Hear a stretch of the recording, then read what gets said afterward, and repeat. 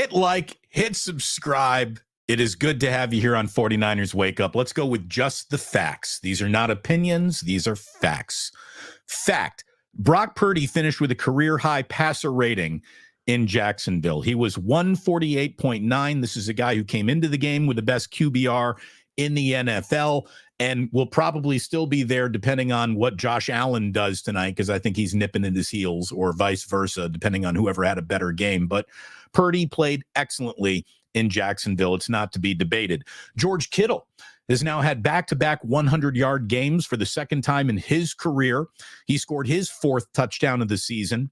The 49ers have scored 30 or more points 6 separate times this year, which is the most of any team in football. And this might, Larry, drift into a little bit of an opinion, but I believe it is correlation, causation, whatever you want. But you say athletes matter. Well, two of the best athletes on the team show back up in Deebo Samuel and Trent Williams. And what do you know? All of a sudden, you're running for 144 yards against one of the stingiest, toothiest run defenses in all of football. The Jaguars were top 3 against the run. But, Deebo and Trent return, running game pops. There's no coincidence there, Larry. That's related. Yeah. No, I mean, we can talk football every week, but the one thing that is just a constant is that for the most part, you win in the NFL when you can run the ball and stop the run. And the Niners on the surface couldn't do that against Cincinnati. Cincinnati ran for 5.4 a carry. The Bengals ran for 5 yards a carry. Even Burrow gashed them with the run. The Niners couldn't stop the run at all, falling off tackles, missing tackles, not coming out of gaps, not coming off of blocks. Neither safety did anything in the run game. This week, Hufanga was fantastic, and defensive linemen got off blocks, and the linebackers were fresh, and they were running and hitting. And so, it was just the Niners stopped Etienne. I said it in the pregame. If Etienne, who came in averaging 3.9 a carry, if he averages 5.5 a carry, Jacksonville's going to win this game. Instead, he came out. He only ran it 9 times, and he ran for 3.9 a carry. Conversely, McCaffrey, who had been getting stuffed behind the Niner line. Now, was Feliciano the difference? Was Burford better? Was McCaffrey fresher? Was it better play calling? But McCaffrey ran for 5.9 a carry, and the Niners ran for almost 5 yards on a pop on 30 carries. I think Feliciano gets a lot of credit there. Filling in for Aaron Banks is no easy filling job. Banks has been fantastic this year, one of the highest rated guards in the entire league, and they didn't miss a beat. I'm not going to say that they were better, but, to not miss a beat with the backup player in there means the backup player had a wonderful afternoon. Feliciano was very good. Just the facts. Again, forget about my opinion. Just the facts. Just the facts. The Jaguars were held to 12 first downs. It's one of the better performances of the entire season. The New York Giants were held to 10 by the 49ers. The Dallas Cowboys were held to 8 first downs. But you hold the team to 12 first downs, it means they're never ahead of the chains. Things are going terrible for them. So it was a very good afternoon. For the second time this year, the team registered 5 sacks. They did the same thing opening weekend, week 1 in Pittsburgh. Second time this season that they've had 4 takeaways. They had 4 takeaways in the Dallas game. There was a sequence where the 49ers defense caused the Jaguars to have a 5 possession stretch, which was a fumble. They settled for a field goal. They threw an interception. They fumbled again and then threw another pick. Trevor Lawrence then threw another pick and was responsible for 3 of the team's 4 turnovers. So it was just a causing havoc, wreaking havoc level afternoon for the entire defense. Nick Bosa in particular. Nick Bosa forced his 9th fumble of his career. He now has, after a 1.5-sack performance, 47.5 sacks. He's only played 60 games in his career, and he's got 47.5 sacks with 9 forced fumbles. He's mastered the sack fumble. Yeah, Larry, he's 4.5 sacks away from being 3rd on this team's all-time sack list. He's 4.5 sacks away from being right up there behind Bryant Young and Charles Haley. Bryant Young, Charles Haley, Nick Bosa. In 4.5 sacks, that's the list of all-time sack leaders for the San Francisco 49ers. Kyle Shanahan, he improved to 6-3 against AFC South teams. He is 3-0 now against Jacksonville. And the only room that I thought he even left a crack of the door open for criticism was trying to get Christian McCaffrey that touchdown at the end. I understand why he did it. I also think it was a little foolish to be that aggressive. For, when you're starting quarterbacks out of the game, Christian McCaffrey should also be out of the game. I think that that's kind of a universal truth. But I understand because and let's go beyond that for a second.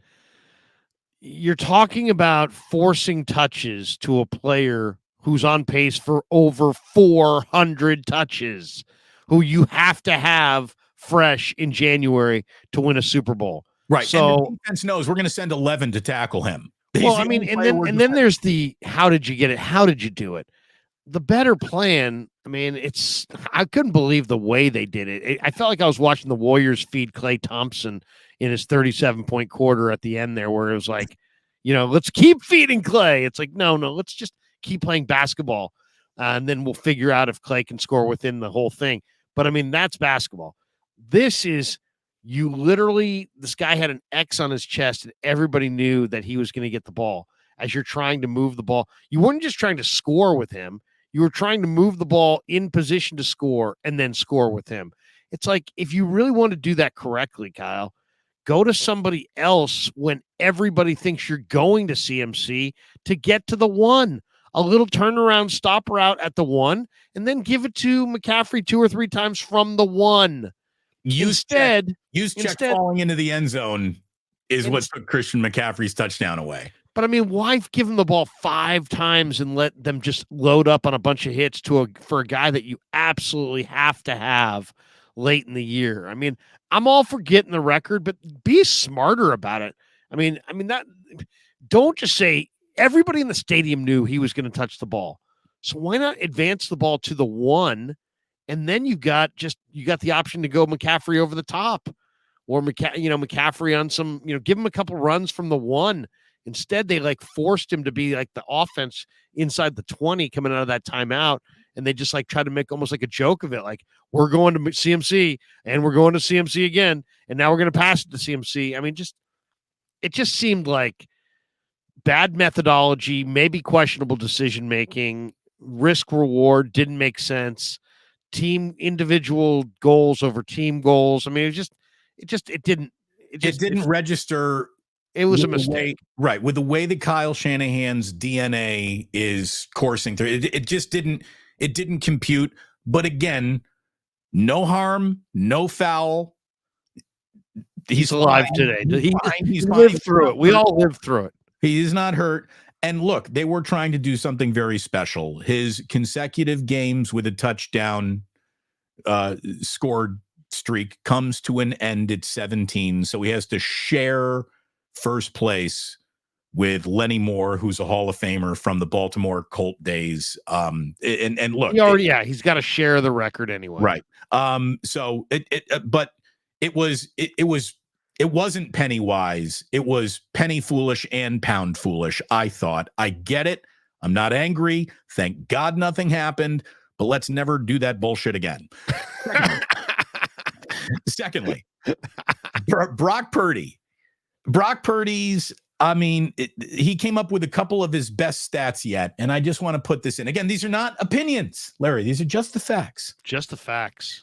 In Purdy's first 2 seasons, he's now registered 3 games with 3 or more touchdown passes and a passer rating of 140 or more, making him just the second player in football history to have 3 such games in their first 2 seasons. The only other guy that did it was Kurt Warner in 1999. So, Kurt Warner, who we all acknowledge is one of the single greatest stories in football history, has now got Brock Purdy standing next to him on this list of, hey, were you that good that early in your career with 3 touchdown passes and this quarterback rating? Only 2 guys can say yes, and Brock is now one of them. And this is something that I think is just fascinating. And again, how does the Brock isn't good enough crowd have any ammunition left to fire at that point that they're just, admit you're wrong. Admit you're wrong. You were wrong. You got it wrong. You handicapped it wrong.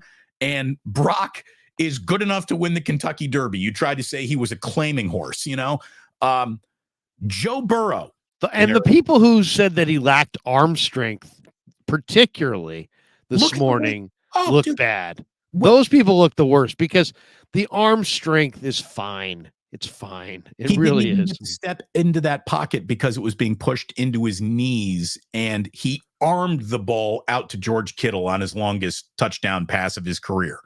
He just armed that ball out there. He didn't have good technique. He couldn't step into that throw. He had a pocket right in his lap, and that was all arm strength. Here's his arm strength. It's good enough.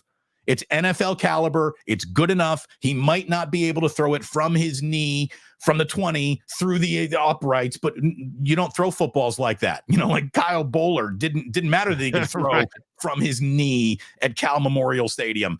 You're down. That's what that is. So anyway, this to me is the guys who want to shoot at Brock Purdy have no more ammunition left. Listen to this, Larry. The single best career completion percentage in football history. Well, first of all, what do you even think it is? The best completion percentage in football history that any player carries with enough for a year to qualify. Yeah, no, career. The career greatest completion percentage. Oh, career, I would say it's probably 69%.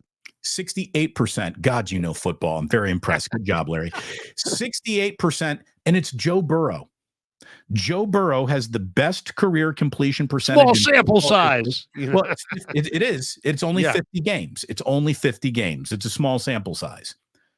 So Joe Burrow, best in football history, 68%. And he's a modern. You knew it was going to be a modern quarterback because the modern game is, completion percentages. You see completion percentages in the 70s now. Right. Brock Purdy's this season, his completion percentage is 68.8%. So 0.8% better than the greatest career completion percentage ever recorded. Now, he's only played 17 regular season games in Brock's career, again, with 68% being the best of all time. In Brock's 17-game now career, his career completion percentage is 67.8.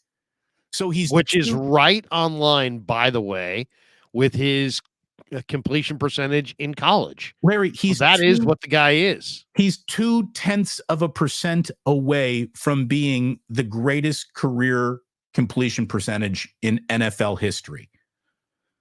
I mean, like, what more do you want than that? What more are you looking for? What more are you looking for? He completes 70% of his passes. He has a better than 3-to-1 career touchdown to interception ratio. He's not him. He's not him. Hey, look at this one. Look at this one. This is I gotta throw this one in here. This is from yesterday. Did you catch this? A little bit of Martz yesterday. Look at this. Listen to this. Mike Martz on the 33rd team. Okay. He's a special player. I mean, Debo obviously has a big effect too, but that's not the reason for his success. I mean, that who he is never. I think people when he started having those turnovers, they expect him to be perfect, and he's still got a little bit of a learning curve too. And they're putting him. The more he does, the more they ask him to do. I was guilty of that, so you got to be careful too. You forget he's just a young guy. If you're not careful, so they went back and kept things pretty static for him. But where he's really exceptional, guys, is he just under pressure. He stands in there and makes throws that most guys, he's a courageous player. We talk about CJ, same thing. Courageous player, standing in there making throws and under duress that most guys just can't or won't make, and accurate, tough, calm, just, ice in his veins, so to speak, The Joe Montana thing is really accurate. I think it's a good analogy. I really do. Those people they just jump off the bandwagon at the first opportunity. I think that's just the nature of some people. I mean, they can't wait for you to have a bad moment, so they take a shot at you. But he's the real deal. There you go. Look, I mean, people who are really stock traders know what a good investment is. Brock Purdy is a great investment for the 49ers. Full stop. They bought low. They're already getting a huge return on that investment. He is the lowest priced quarterback in football with the highest QBR rating. Like, find me a better success to starting point ratio than that. I mean, there is an argument now to be made that, when we're talking about the greatest values in the history of Bay Area sports contract, I don't know if we'll ever see anything better than Steph Curry winning MVPs with a $44 million contract extension. Like that was incredible. That's the greatest value I think the NBA has ever seen. Steph winning MVPs, making $11 million a year. Brock might be second. There were an awful lot of people who were yelling and screaming nationally that the Jaguars were, should have been favored and, this and that, and they're really special. And all this talk about the Niners. Greg Brandt embarrassed himself on the NFL Network morning show, just going off on who are the Niners. They were just a team that was good early in the year. What they are is probably, one of the, forget the iconic franchise because that doesn't really matter, but what they are is one of the deepest rosters with one of the best collections of star talent groups in the entire league.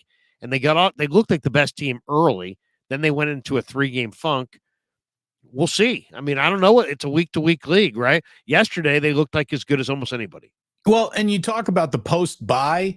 Like, I don't have necessarily the bye weeks built into this, but, everyone was saying that this start, 5-0 was great, and then the 3 losses in a row basically disintegrated the 5-0 from even mattering anymore. And this is a disastrous start, and it's bad, and it's bad, and it's bad, and it's bad, and it's bad. Okay, well, you're overreacting once again, because here's the truth. Again, these are just the facts, Larry. Forget about my opinion. These are facts. The 49ers are off to their second best start in the Kyle Shanahan era. Look, in 9 games, the first 9 games of 2019, the year they went to the Super Bowl, they were 8-1. A phenomenal start. In 2020, they were 4-5. In 2021, through 9 games, they were 4-5. In 2022, through 9 games, they were 5-4. Now here we are in 2023. They're 6-3. That's the best 9-game start other than 8-1 in Kyle's career. And it's still not good enough for people. That's it. But the 3 losses are blah, blah, blah, blah, blah, blah, blah. Yeah, they're still off to the best 8-9 game start that you can pretty much ask for. I mean, how about this one too? I mean, I kept hearing criticism of Brock last week, and it was always tied to they've scored 17 points 3 weeks in a row. Okay, but guess what happened yesterday? They scored over 30 points for the 6th time this year, most of any team in the NFL. The Niners have more 30-point wins, 30-point games scoring this year than any other team in pro football.